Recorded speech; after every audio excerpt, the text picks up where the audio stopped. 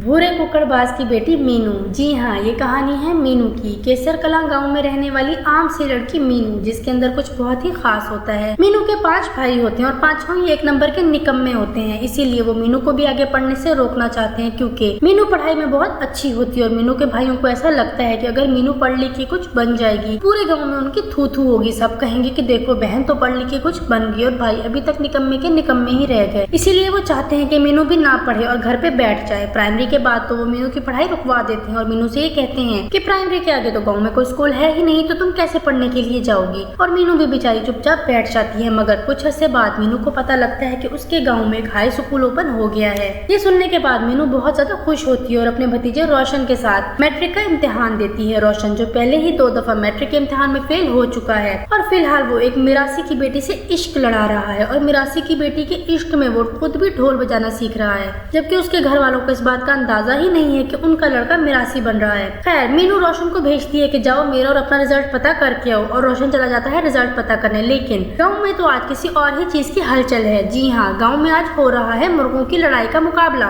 और मीनू का बाप बहुत ज्यादा एक्साइटेड है अपने कुक्कड़ की लड़ाई के लिए। वो अपने कुक्कड़ को खिला पिला रहा होता है, उससे कहता है कि देख भाई आज जीत। और फिर मीनू का बाप अपने कुक्कड़ को लेकर चला जाता है मुकाबले के लिए। वहाँ पर मीनू के बाप के कुक्कड़ की होती है लड़ाई और मीनू के बाप का कुक्कड़ मर जाता है। मीनू का बाप बहुत ज्यादा अफसोदा होकर घर आता है। घर आके जब वो मीनू की शक्ल देखता है तो उसको गुस्सा चढ़ता है, लेकिन मीनू को तो सिर्फ अपने रिजल्ट की टेंशन होती है और मीनू रोशन का इंतजार कर रही होती है। उसी वक्त रोशन घर में दाखिल होता है और मीनू भाग के रोशन के पास जाती है और उससे पूछती है कि बताओ मेरे रिजल्ट का क्या बना। जिस पर रोशन कहता है कि मैं तो फेल हो गया हूँ, मगर तुमने जिला टॉप कर लिया है। ये बात सुनते ही मीनू का बाप खुशी से पागल हो जाता है, यहाँ तक कि उसको अपने मुर्गे के मरने और हारने का दुख भी भूल जाता है। वो बहुत ज्यादा खुश होता है और दोबारा से मेले में जाके नाचना शुरू कर देता है। सारे गाँव वाले कहते हैं तुम पागल हो गए हो, तुम्हारा मुर्गा तो मर गया है। जिस पर वो कहता है कि नहीं नहीं, मेरा मुर्गा मर गया मगर मेरी मीनू ने जिला मार लिया है, उसने जिले में टॉप किया है और वो बहुत ज्यादा खुश होता है। दूसरी तरफ हम देखते हैं डॉक्टर नोफिल को। डॉक्टर नोफिल जिसका चक्कर चल रहा है अपनी ही कुलीग डॉक्टर मलाइका के साथ। मलाइका और नोफिल एक दूसरे से फोन पे बात कर रहे होते हैं और नोफिल मलाइका को गिफ्ट भेजता है और कहता है कि बताओ मेरा गिफ्ट कैसा है। तभी कोई नर्स आके डॉक्टर मलाइका से ये कहती है कि डॉक्टर मलाइका छुप जाओ, कुछ लोग तुम्हें मारने के लिए आ रहे हैं। और मलाइका बहुत ज्यादा परेशान हो जाती है, वो भाग रही होती है। नोफिल भी फोन पे ये बात सुन लेते हैं, वो भी भाग के मलाइका के कमरे की तरफ आता है और मलाइका को देख के कहता है कि तुम क्यों इतनी घबराई हुई हो। तो मलाइका उसको बताती कल डिलीवरी के टाइम पे एक औरत की मौत हो गई थी, इसीलिए उसके घर वाले अब मुझे ढूंढ रहे हैं। हालांकि उसका ऑपरेशन मैंने नहीं किया था, वो तो एक सीनियर डॉक्टर ने किया था, मैं तो सिर्फ उसको असिस्ट कर रही थी। ये सुन के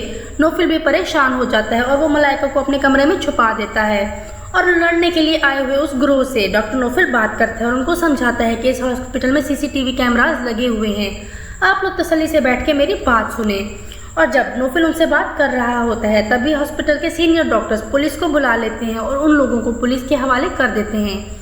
और नोफिल जब वापस हॉस्पिटल में आता है तो हॉस्पिटल का तमाम स्टाफ नोफिल के लिए तालियां बजाता है और ये कहता है कि तुमने आज हॉस्पिटल में एक बहुत बड़ा हंगामा होने से बचा लिया। मगर नोफिल ये कहता है कि मुझे ये बात बिल्कुल भी अच्छी नहीं लगी कि हमने उन लोगों की बात सुने बगैर ही उनको पुलिस के हवाले कर दिया। ऐसा बिल्कुल भी नहीं होना चाहिए था। और यहीं पे इस ड्रामे के पहली किस्त का इख्तिताम हो जाता है। तो नाज़रीन, आपको कैसी लगी ये एपिसोड कमेंट्स में अपनी कीमती राय का इज़हार ज़रूर कीजिएगा। और इसके अलावा अगर आप किसी और ड्रामे की एक्सप्लेनेशन सुनना चाहते हैं तो कमेंट्स में ज़रूर बताइएगा। शुक्रिया।